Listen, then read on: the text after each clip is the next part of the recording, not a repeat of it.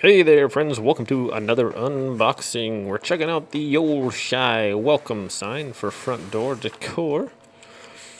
And that's just what it is. It is a round welcome sign. So appears to be, I'm not sure if that's just like pressed wood or something like that, with kind of a wood looking veneer on the outside here.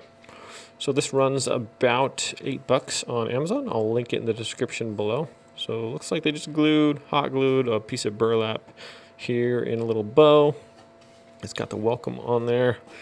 And then you got the burlap strap on the back and a couple staples to hold it in place there. So that's that. I mean, if you put it up on the wall or something, look pretty nice, I think.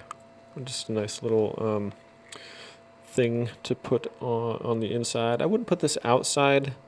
Might get damaged by the elements, but definitely for inside, it gives a nice little flair to an otherwise empty wall. So if we put this over here or something like that, or we're not, obviously not going to put that there, but we have an empty wall, and it would look kind of cool. So yeah, thanks for watching this video, my friends. Please like and subscribe.